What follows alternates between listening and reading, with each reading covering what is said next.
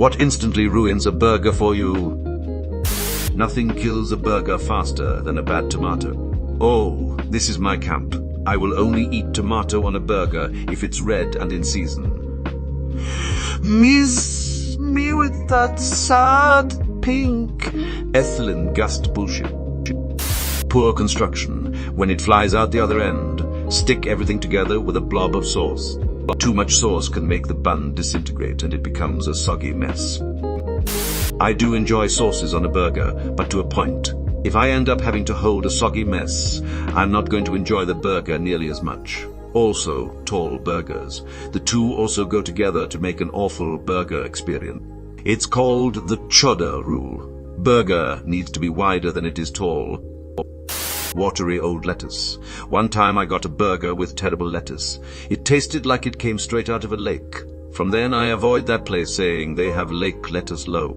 Limp, watery, garbage lettuce ruins so many things. If you can't get quality lettuce, please leave it off. Restaurants sneak it on without putting it on the menu, and you can't just take it off because the wateriness has already soaked into everything else. I'm in the club of never wanting any lettuce on my burger anyway. It just slides around and lowers the meaty taste of the burger. Put the lettuce on the side in a salad, and I'll tear it up. Just keep away from the burger. I once ordered a breakfast burger that was advertised as having, among other toppings, egg.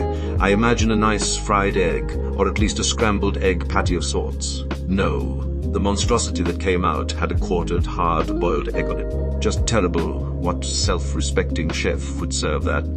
This is heinous. Filing this under things that feel illegal. When the patty slips out the other side. This wouldn't be a problem if the damn brew pubs with their metal stools and 120% levels would make a proper patty and not something the size and shape of a tennis ball, raw in the middle and burnt on the outside. And remember, when it slipped out, she put it back in. Wet untoasted bun. Nothing worse than taking a bite of a soggy bun. Also the reason why I don't like tomatoes in my burger. Personally speaking, my anaconda don't want none of those wet untoasted buns. People that want to talk while I'm eating a burger. Sit there. Okay, no talking. I'll take a bee. So, what did you have planned for tomorrow? I'm okay with that. I'm a good listener. Being too big to fit in your mouth. Pointless. Might as well just throw it all on a plate and call it deconstructed burger. Yeah, make burgers wider, not taller. Things you can say about your burger, but not your boyfriend. If I can't bite it without the entire thing losing structural integrity, related, giant patties suck. Multiple thin patties are the way to go if you want a meaty burger. Multiple patties also allow for multiple separate pieces of cheese. Win-win. Excessive height. Our artisan burger is topped with bacon, pulled pork, a fried egg, quick pickled red onion, rosemary, hash brown patty, beer, battered onion rings, house-made sriracha aioli, house-made ketchup, 4-alarm chili, a large Papa John's pizza, and topped off with lettuce and tomato. Edit. I find it really funny that the two most divisive toppings seem to be pizza and tomato. A burger should be wide, not tall. I swear to God, every time I see some food YouTuber make a burger that they say is so much better than fast food, it's some tough, tall monstrosity that you have to dislocate your fucking jaw for to be able to even take half a bite, and they never actually show themselves eating it, so you know that. They know it's fucking impossible, but they're peddling this shit like it's goddamn ambrosia instead of a fucking mountain of meat and bread that could only be feasibly consumed by a goddamn snake. Nobody wants to have to unhinge their jaw to eat a burger. I'd always take a wider burger over a taller burger when they cost $20. I've paid $20 for a burger, but it was Kobe beef, and it was fucking amazing. Yet I understand that aspect as outside the beef, I wouldn't have done it.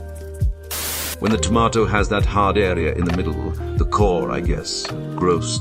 As a gardener who grows tomatoes, 99 of tomatoes that show up on sandwiches and burgers are an affront to tomato-ness in general. Just know, I always order my sandwiches and burgers with no tomato. If it comes with one on it, I always take it off. Sometimes if it looks halfway decent, I'll eat the tomatoes separately. But it's almost never worth it. I wait until August when my home tomatoes are ripe and just sit there in the garden, eating them, juice dripping down my face. So delicious. A bad tomato Tomatoes can be great when they're fresh and crisp, but when they're all soggy, they ruin anything they touch, or when you get the hard white bit from right below the stem. Bits of bone. I regularly bite down on these at Camino.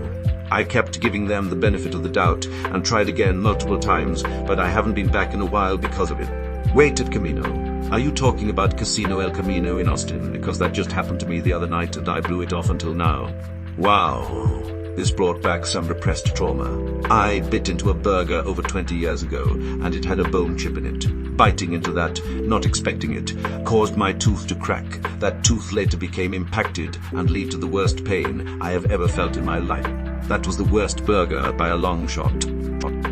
A dry bun or too much bun? Warm lettuce. You would have loved the muckelt, at least conceptually.